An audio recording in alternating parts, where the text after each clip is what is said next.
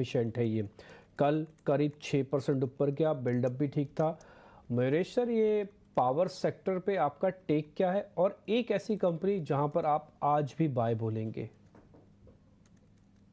Positive रहेगा क्योंकि I think जितनी भी अटकलें लग रही है, मुझे लगता है आई थिंक जो एक्सेलरेटेड केपेक्स रहेगा for the sector as whole will only keep on increasing, क्योंकि जो टारगेट सेटिंग है 500 गीगावाट की in terms of renewable capacity, ये काफी आई थिंक एक प्लान्ड वे में टारगेटिंग की है।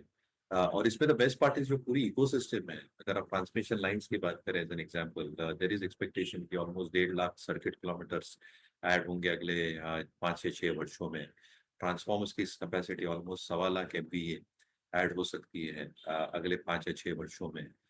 जो इंटरस्टेट ग्रिड अवेलेबिलिटी है वो 110 मेगावाट गीगावाट से लेके 180 गीगावाट तक बढ़ने की उम्मीद हम लगाए बैठे हैं। और जो इंसेंटिव्स आ रहे हैं और pricing in terms of hydro projects हो या इवन सोलर को लेके जो अटकलें लग रही है in terms of PLI schemes for backward integration as an example for making solar modules as well as solar cells. ये I think steps in the right direction है, क्योंकि चाइना का एक बहुत बड़ा डोमिनेंस है ये स्पेस में। ऑब्वियसली ट्रम्प साहब की जो आई थिंक एक रणनीति है in terms of getting out of wind energy as an example, या जो उनकी एक्ट है यूएस में in terms of giving incentive for solar modules and panels, उन्होंने वो थोड़ी स्थगित करके रखी है। इसका क्या इम्प्लीकेशन आता है ओवरऑल ग्रोथ पे for the sector as a whole outside the US, ये भी देखना पड़ेगा, क्योंकि exports to US might probably get hampered to a large extent because of that as well.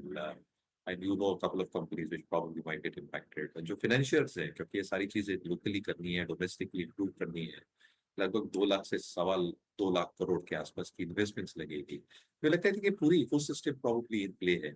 Obviously जो करेक्शंस अब देख रहे हैं, स्टॉक्स काफी स्टॉक्स एनटीपीसी हो, पीएफसी हो, आरईसी हो, टाटा पावर हो एज एन एग्जांपल, ये सारे स्टॉक्स एक्सपोनेंशियली ग्रो हुए थे इन टर्म्स ऑफ प्राइस एक्शन, और कहीं ना कहीं थोड़ी आई थिंक डी रेटिंग हो रही है फॉरवर्ड मल्टीपल्स को लेके। तो सेक्टर काफी अच्छी तरह से पॉइज्ड है।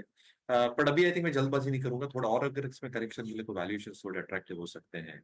एनटीपीसी, टाटा पावर शायद रडार पे है, but we have to probably expect ये स्टॉक्स को थोड़ा नीचे एक अच्छा बेस बनाना पड़ेगा as we see it in market. Point taken, थोड़ा वेट एंड वॉच करेंगे, लेकिन आप ये कह रहे हैं कि सेक्टर ठीक है। और दूसरा, आप एनटीपीसी, टाटा पावर जैसे कुछ एक शेयर्स का नाम ले रहे हैं, तो मैं समझ सकता हूँ कि आपकी लिस्ट में है, वॉच लिस्ट में है। मैं आगे बढ़ता हूँ, एक दो